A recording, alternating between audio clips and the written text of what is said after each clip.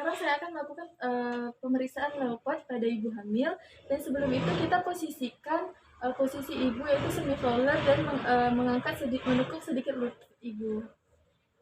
Baiklah Bu, kita mulai pemeriksaannya Bu.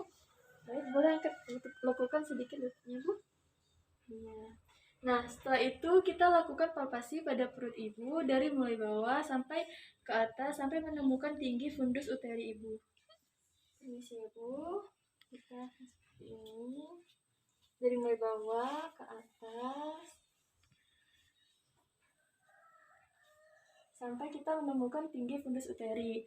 Setelah kita menemukan tinggi fundus uteri, kita ukur menggunakan Medline. Kita ukur lurus melewati umbilikus sampai ke simbisis pubis.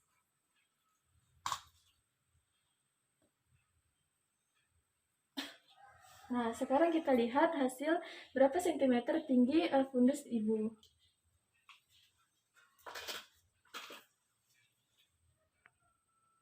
Sekarang saya akan melakukan pemeriksaan leopard yang kedua, yaitu menentukan apakah janin berada di sebelah kanan atau di sebelah kiri perut ibu.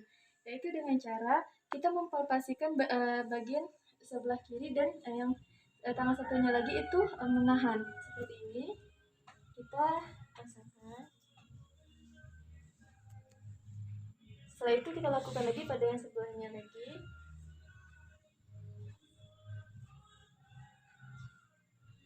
Nah, di sini itu kita mengidentifikasi, menentukan di mana sih punggung bayi berada.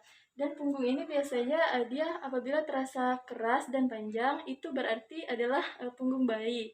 Apabila itu terasa seperti kecil-kecil, itu biasanya adalah tangan dan kaki bayi. Sekarang saya akan melakukan pemeriksaan leopard yang ketiga, yaitu untuk menentukan apakah bagian terendah janin sudah masuk ke pintu atas panggul.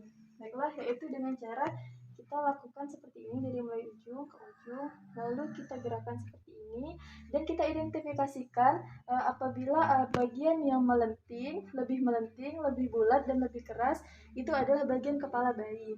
Nah, apabila bagian kepala sudah masuk ke atas pintu panggul, maka tidak bisa lagi digerakkan. Di sini kita akan melakukan pemeriksaan. Apabila tangan kita melakukan pemeriksaan dan berbentuk huruf V seperti ini, mengerucut ke bawah, itu artinya bagian terendah janin sudah masuk sebagian kecil ke pintu atas panggul. Dan apabila kita melakukan pemeriksaan dan tangan kita berbentuk seperti ini, itu artinya bagian terendah janin sudah sejajar dengan pintu atas panggul.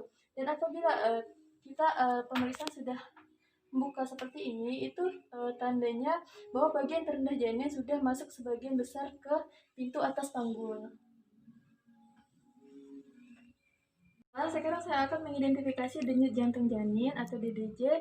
Baiklah, yang pertama itu apabila janin berada di bagian sebelah kiri perut ibu dan kepala berada di bagian bawah, maka tempat kita untuk mendengarkan denyut jantung janin yaitu dari kuadran kiri bawah perut ibu. Dari kuadran kiri perut bawah ibu. Nah, kita menggunakan alat yaitu stetoskop. Seperti ini. Kita dengarkan. Dan tangan kita tidak boleh menyentuh stetoskopnya maupun perut ibu. Tangan yang satunya lagi, tangan kirinya merasakan denyut nadi ibu, dan tangan satunya lagi memegang jam detik, yaitu kita menghitung denyut jantung janin 3 kali 5 detik.